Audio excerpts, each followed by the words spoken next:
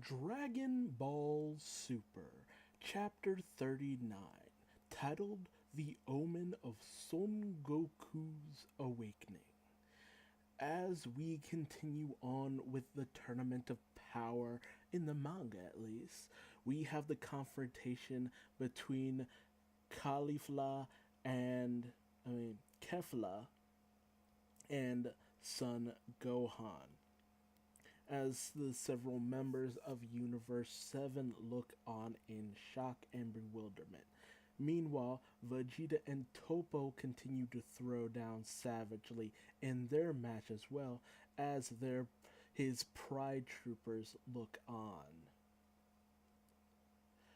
And things start heating up between Kefla and Gohan. Now, this is a very controversial situation, as it kind of diminishes the power that both Kale and Caulifla wielded, with Caulifla showing that she is very adaptable and skilled, and Kale showing a great deal of power.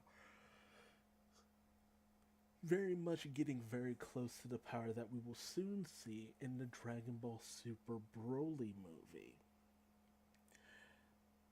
Um, and it also kind of shows that, is it possible that she was too weakened? Because we've seen characters who have been weakened be able to pull off fusion and still gain greater power. But in terms of Gohan, it's very odd that, even a minuscule amount of training would build him up this much to be able to take on a fusion like this. So either it drags Kefla down or it brings Gohan up to a ridiculous degree, and that ultimately becomes the argument that many people share here. And on top of that, Gohan doesn't even go super, saying that he wants to fight as a human.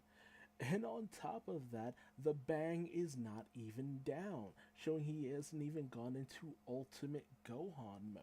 So how Gohan's practicing managed to build him up to a point where he's able to take on someone that, has at least power to rival Goku, it just doesn't seem feasible. This is another situation with similar to Trunks' Super Saiyan Rage mode that's just like, where did this power come from? It's like it's not. Gohan has a lot of potential, but for it to have grown to this degree just seems very implausible. And as Goku and Jiren get into it, we cut back to Vegeta and Topo's fight, with Topo showing that he still has a well of power within him and is even a candidate to be a god of destruction.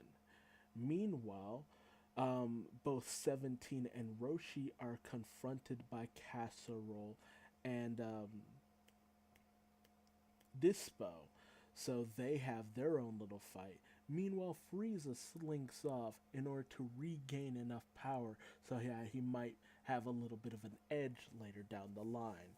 And with this, we cut back to Gohan and Kefla's fight, where both are beaten and bloody to the point of exhaustion, and with a final finishing blow, they both knock each other out. Now, it's a very hard situation to take in because I enjoyed the character of Kefla, but a lot of people got on the fact that it took Ultra Instinct for Goku to take her down, feeling that she was too powerful. But here, it seems like she is too weak in the fact that Gohan was able to go toe to toe with her. And while a lot of people were glad to have Gohan actually involved in a significant fight, I know I was, it comes at the expense of a little bit of continuity shifting, because the power that Kefla should have had just should not have been so easy, shouldn't have been a match for Gohan in the slightest. They should have dominated on him like it was nobody's business. So it just raises a lot of power scaling, and it leaves you questioning a lot of the decisions from the author. But Aside from that, in a very similar scene to the anime, we have, well, a little bit more than that. Champa gives a little speech about not losing to Beerus, and he does a little tongue stick out thing before his universe is erased.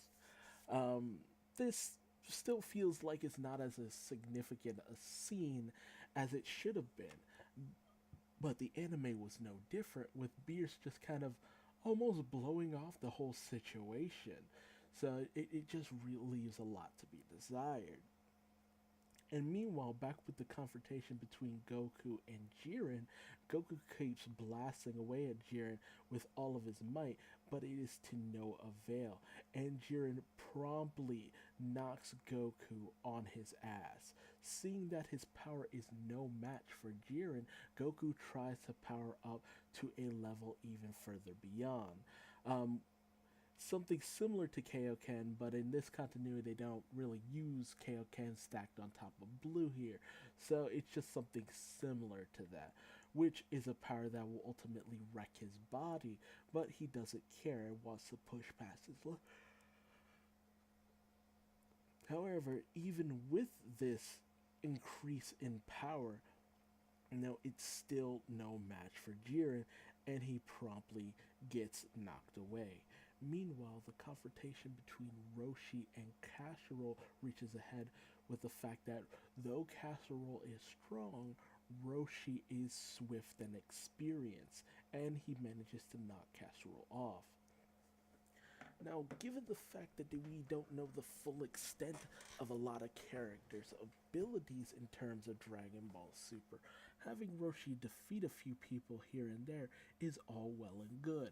The controversy ends up coming in the fact that Roshi jumps in to give Goku a little bit of advice in confronting Jiren, saying that Goku has started to rely too much on the fact that he wants more and more power and has forgotten everything he's learned up until now.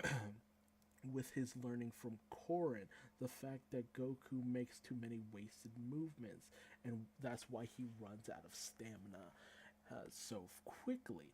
If he learns to be precise and flow in a very exact manner, he gets more bang from his buck. With his training under both Kami as well as Mr. Popo, he needed to maintain this tranquil sense of self, this kind of peace of mind going on with it. That way, and he would strike in such a way that it's just like people wouldn't even have time to think.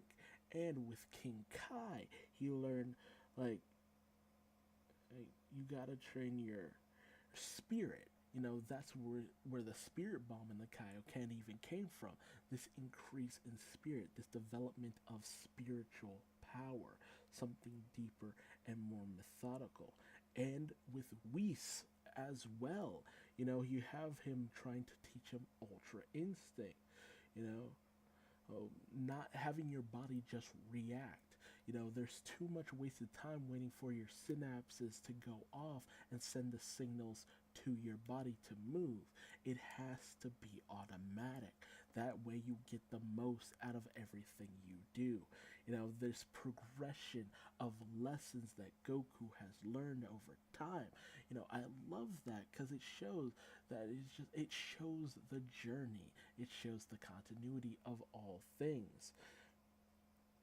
And the ultimate teaching of the Turtle Hermit style, the Kami Sennin style school, is eat well, sleep well, play well, learn well. Goku has achieved all these things. The only thing he has left to learn is how to move well, which Roshi, in a very controversial moment, shows when he manages to dodge and duck over Jiren's attacks, and they almost seem like they're on even playing field. However, Jiren has this thing about just not going all in against people and kind of matching their abilities before he strikes. So it goes to show off that, Roshi has the teachings and the methodicalness in order to, get close to something that is very similar to Ultra Instinct, but is ultimately not. Just because, he's come so far, but there's still a lot for him to learn. But for a lot of people, this doesn't sit well because Roshi really should not be able to. It's like random moops that we don't know the actual power levels of is one thing. For all we know, they could be just as equal to Master Roshi in terms of ability and power. That's all well and good, but to have Roshi just kind of show off in his fight against Jiren in this way, it just kind of undermines Jiren's character to a certain degree for a lot of people. You know, it's nice to see them wanting to bring out Roshi more and more, but it feels like character assassination on the part of Jiren. And before this pretty much farce to a lot of people goes on any longer, Jiren promptly knocks Roshi out of the ring. However, once Beers starts to kind of berate him, which to that I say, shut the fuck up, Beers. He did more than anybody.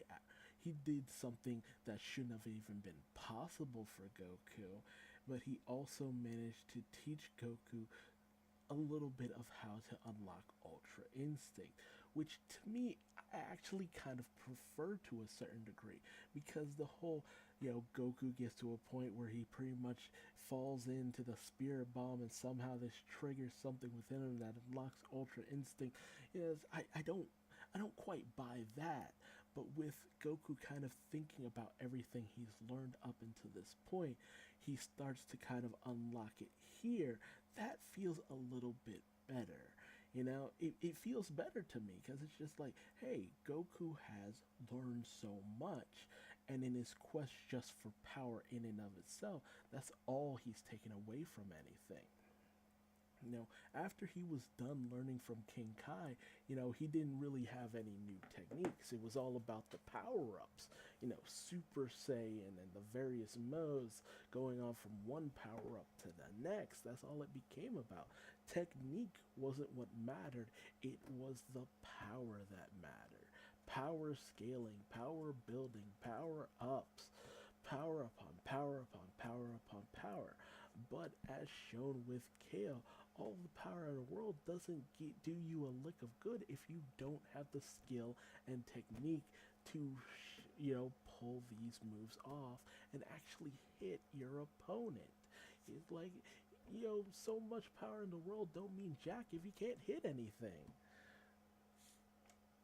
And with this, Goku is ultimately able to unlock Ultra Instinct Omen that we know from the anime, where it's just like it's the embers of Ultra Instinct, but not fully. But Beers doesn't know this, and he actually kind of starts to freak out to a certain degree. And Jiren's kind of caught off guard because it's just like, you dodged me. What? How could this be possible? Everyone's freaking out over this new power that Goku has managed to obtain. And as Jiren and Goku go in to clash yet again, ultimately Goku just kind of fizzles right out of Ultra Instinct and gets knocked promptly the fuck out, right on his ass by Jiren. Like, I don't know why, but I actually just love the panel of Goku just getting smacked, like getting the taste smacked out of his mouth, basically. Like, it's actually pretty hilarious, and he is feeling it. He is feeling it from that punch. And Whis explains that it's just like, yeah, he had the tip of the iceberg, but there's a lot more to Ultra Instinct than that. And ultimately, Jiren even goes to say, because Jiren's been trash talking Goku throughout this whole thing. It's just like, oh, you still needed your master to teach you lessons. That shows just how limited your experience is. It's just like, I will never lose to someone as weak as you. It's just like, all this postulating for Jiren doesn't really kind of make up for his lack of character to a certain degree.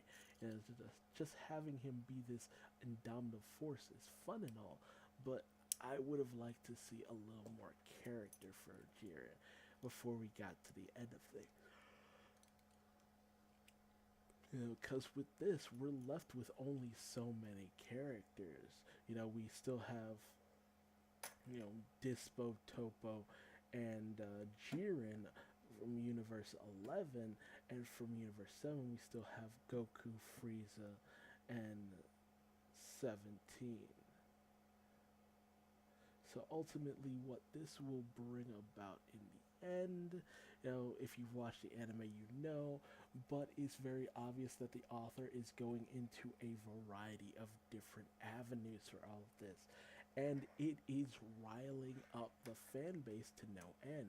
Because that's the thing. The anime had its issues, and the manga has its issues. And just take what you cherry pick what you like out of the whole thing to give it yourself at least a fulfilling experience. Because it's not the worst thing in the world. It just puts a lot of jumps in logic, but even the anime has done that.